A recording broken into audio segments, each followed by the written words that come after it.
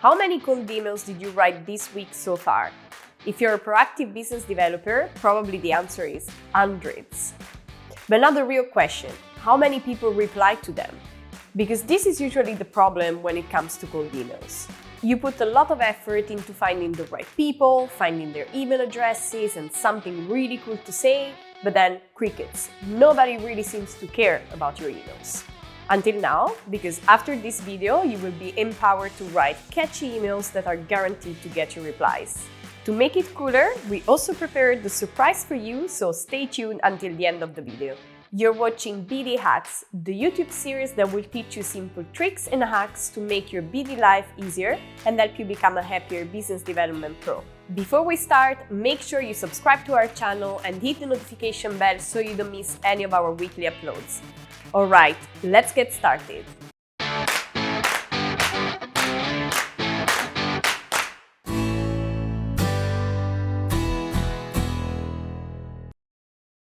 Tip number 1, research your reader. The first step to writing good emails is to research your reader in detail. Check their LinkedIn profile, the company page, and try to find something interesting about them. If your reader is not very social, then just Google their name and try to find something that you're genuinely interested in. Here is the catch.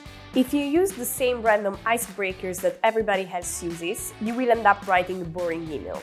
So instead, try to look for something that you're actually interested in and then really speak out of your passion. Tip number 2, make it personal. Don't use templates that you find on the internet. If you use them, probably other 99% of business developers are using them too. And people by now learned how to recognize them, so they won't reply to your email. Instead, invest time trying to get to understand your audience a bit better.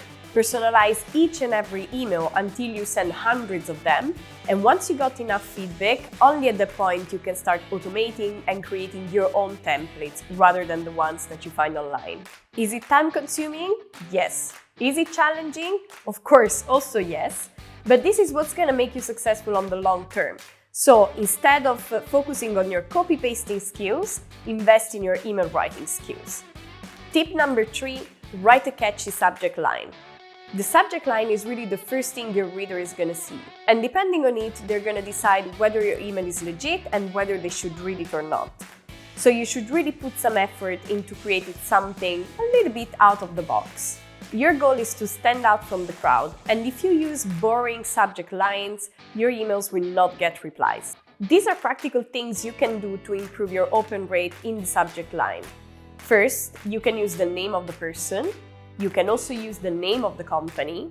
You can maybe give a compliment to a person, mention something very specific about the person or the company, and last, use some fun emojis.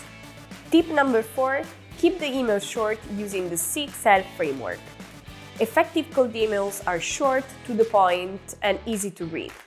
It takes some time, of course, to write perfect emails, but in the meantime, you can use our 6L framework. It stands for 6 lines, and that's basically the length you should aim for when writing cold emails. Of course, it's not only about the length of your email, but also about what you write in the email. So let's see how you can implement this framework. The first line is for the greetings, and you can use a formal or informal greeting depending on your stakeholders.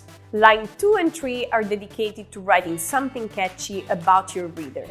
Research your reader, find something interesting that you can use as an icebreaker, and remember, make it about them. Line 4 and 5 are dedicated to your value proposition. Here, it's basically when you explain your reader why you're reaching out to them. So find the link between your value proposition and what you can do for them, and make sure that it's easy for them to understand why you're reaching out to them. Finally, line number 6 is dedicated to your call to action. And here it's basically when you invite your reader to do something. For example, book a call for you, download this document, and so on. So there you go. This was the 6L framework that you can use when writing your cold emails from now on.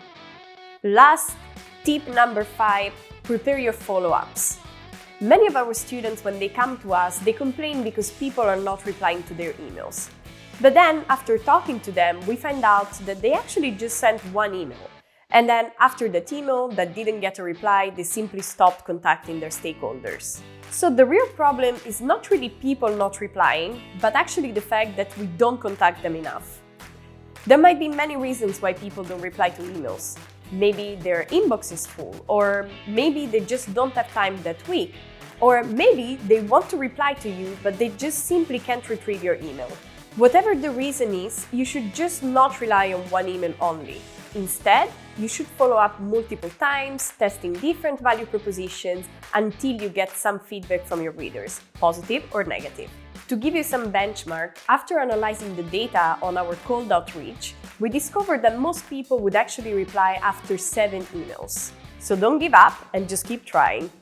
Okay guys, these were the 5 tips to write effective cold emails that get replies. And for those of you that are still with us, here's the surprise for you. It's an exercise for you to train your email writing skills.